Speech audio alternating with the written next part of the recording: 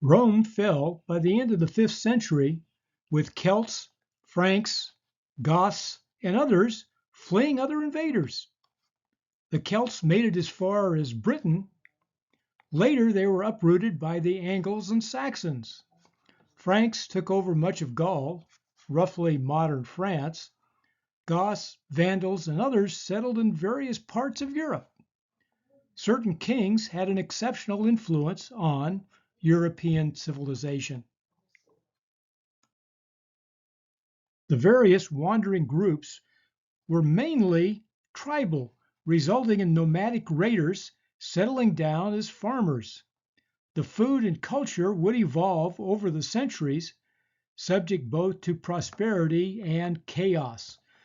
We'll focus mainly on England because there were available official records, chronicles, surveys like the Domesday Book, and widespread archaeology. What were the cultural differences between the Celts, Anglo-Saxons, Danes, and Normans? Perhaps we can answer some of the mysteries. Once the battles and chaos had stopped and peasants returned to farm the land, trade returned.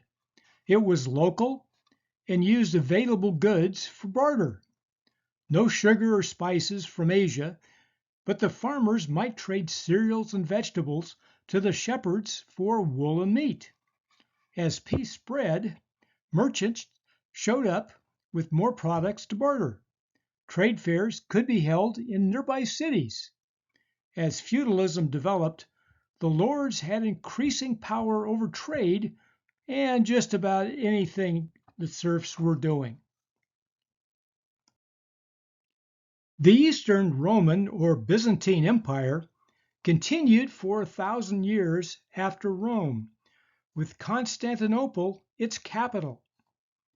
Byzantium reached its peak under the Emperor Justinian, who ruled for 38 years, ending in the year 565.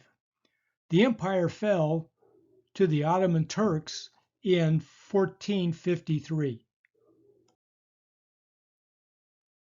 Back to Western Europe and the players that determined much of the bigger picture, beginning with Charlemagne, King of the Franks and later Holy Roman Emperor.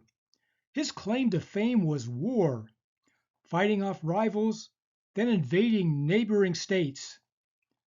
Charlemagne fought the Saxons, the Lombards, then was crowned as the first Holy Roman Emperor in the year 800. He promoted learning throughout the empire. The last of his royal line, however, was Charles the Fat, whose rule ended in 888. Alfred became King of Wessex, one of many Anglo-Saxon kings during this period. He was the only king moderately successful against the invading Vikings, resulting in great press. Alfred defeated the Vikings at the Battle of Edington in 878. He later negotiated a truce, creating the Danelaw, essentially dividing much of England between Vikings and Anglo-Saxons. Alfred's grandson would become the first king of the English about the year 927. Hugh Capet, or Capet, was elected as the first king of the Franks and considered the first king of France. He was actually a descendant of Charlemagne. Hugh made Paris his power center, beginning a long process by the Capetians to control the rest of his country, much of which was under powerful dukes. Ducal power meant recurring battles for control. When King Edward the Confessor died childless in 1066, several claimants used force to claim the English crown.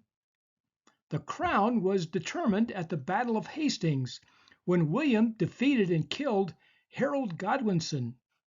In theory, all the remaining kings and many queens of Britain were descended from William, also known as William the Lucky Bastard. After the Battle of Hastings, William spent the next couple of decades subduing the rest of England and parts of Wales. One result was the Norman version of feudalism.